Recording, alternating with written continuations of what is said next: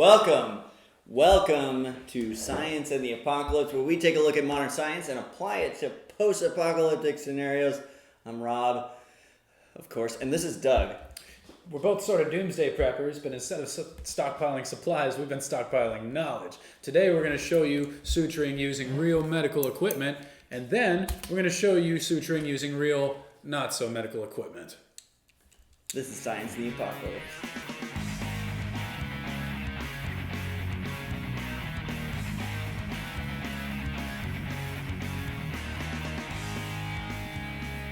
Alright, so before we start suturing, we need to have an accident.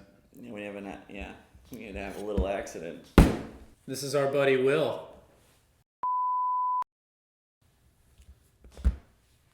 He's going to have a problem.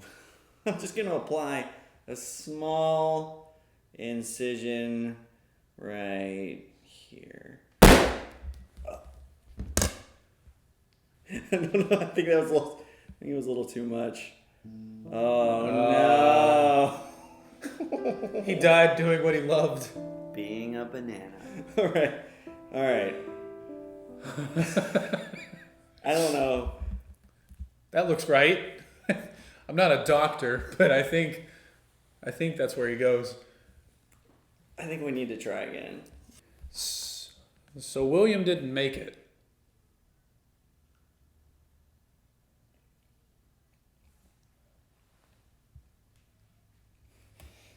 We got ourselves a new patient. He just came into our operating room. Patient is presenting with a 2-inch laceration, and we're going to attempt to suture it closed using modern sutures. So let's go ahead and get started. I've already got my suture and my hemostat. Hemostats. What this cool tweezer is called. We're going to go ahead and try and do a stitch, and I'm going to do my best not to rip through the banana skin. All right. So I'm going to start by gripping the flesh here on the right. I'm going to push the needle through. I'm going to grab the flesh on the left, and I'm going to hook it under and through that way. Beautiful. All right. Now I'm going to go ahead and pull that all the way through and just leave a little tail. Doot. Alright, now I'm going to abandon one of my tools. I'm going to abandon my left-handed tool. So the trick is to put your hemostat in the middle here. We're starting in the middle of this V shape. We're going to wrap around twice. We're going to grab our little tail, and we're going to use our needle hand to pull away from this. Yes. We want to switch sides when we do that. So this is the kind of shape we're going to get. We're going to pull just enough to kind of give that wound a very slight close, but not enough to rip through the skin. Perfect. Now we're going to let go with our tweezers here, and I'm going to place it in the middle. My hands have switched sides. You want to move your left hand or back and forth as we work. So we're on the right now. I'm going to do, the first one was a double wrap. Now we're going to switch to singles. I'm going to grab this, pull it through. And my left hand now switches to the other side. Most of the pulling is done with the non-tweezer hand. Alright, then I'm going to go ahead and shift my knot off of the wound. So you want the knot off to the side so that it doesn't cause infection in that region. Alright, I'm going to let go of my hemostat, place it back in the middle. I'm going to wrap once, grab my line, pull through, and allow my hand to cross the other side again. And we want to just repeat that. One twist, pull, let the hand go to the other side. One twist, pull. I'm going to go ahead and stop right there. So again, our knot is complete. That's one suture. And we cut off the little tails, leaving just a couple millimeters on there. And then you just repeat that over and over down the line. All right. Cool, right? That's intimidating, but I think I got it. Suturing. I don't know if you can see that. All right, now we're going to try and do this with a needle and thread. Well, Doug is. You don't get any of these things. You get this. They're not even needle nose pliers. No. This is worst case scenario. And a sewing kit. Oh, jeez. And I've never done this before. All right, I'll help you. We'll do it together. So I guess first things first, we need to make a curved needle. Yep, it'll be real hard to suture without a curve. So we're gonna try and do that right now. All right. Without breaking the needle. I'm gonna pick this one. Oh, it's already got thread on it. That was unexpected. So the plan is we're gonna take our pliers and we're going to apply a bending force to it while applying heat to the needle to try and get it to go our way. Oh yeah, that's looking nice. Okay, so our first needle broke right away. So far, so bad. It's not looking good for old Bill here. Bring that channel lock open high. Yeah. Yeah. All right, get it nice and red hot.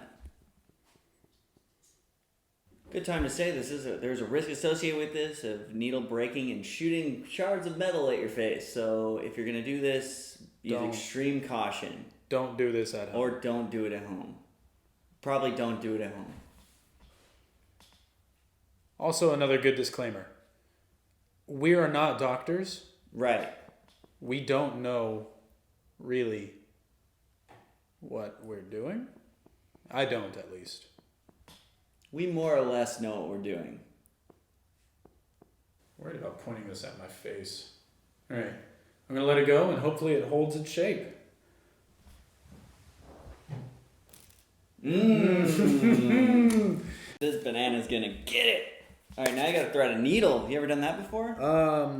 Twice in my life.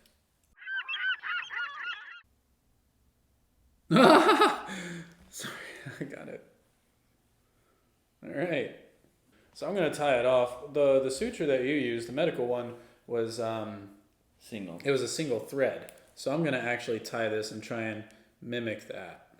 What do you think? I think that's a good idea. Mm-hmm. This isn't sanitary.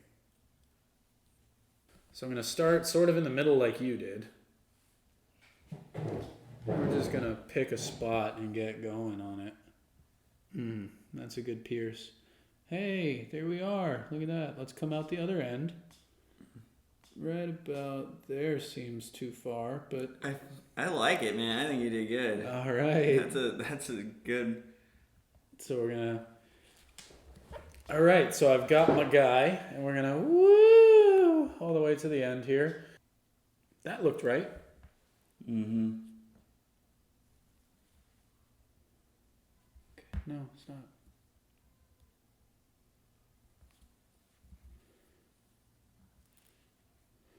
At some point, you can ask your patient to hold things for you. How about this? Let me see. I think I got it. Okay.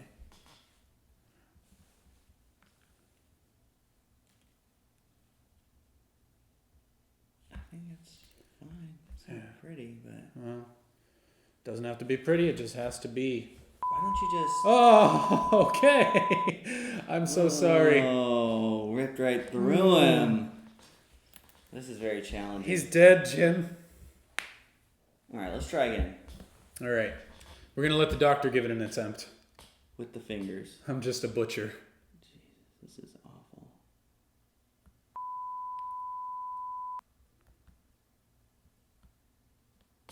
Without stabbing myself, preferably.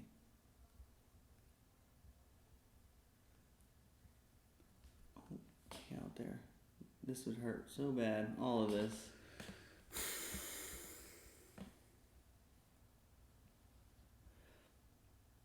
So I'm just gonna use my needle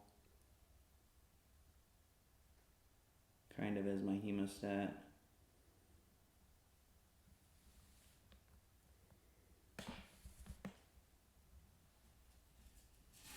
It's a lot harder to make tight knots with this because the thread doesn't really slide once it's knotted. Catches itself. But the good news is because it knots so easily, I don't think you need to do as many knot patterns. That's it. that's gonna hold. Yeah, Cool. basic suture with a needle and thread. All right. I think the key to that is making this bent needle, Yeah. which you're not going to be able to do unless you've got. Pliers or some form of gripping over heat. I mean, you could probably just give it like a slow bend over time and just. No way. The heat source will be easy, but it snapped, right? Right.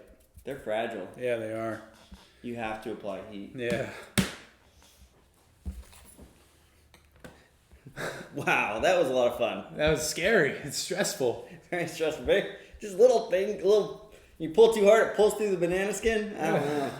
This teaches you finesse for sure, and patience.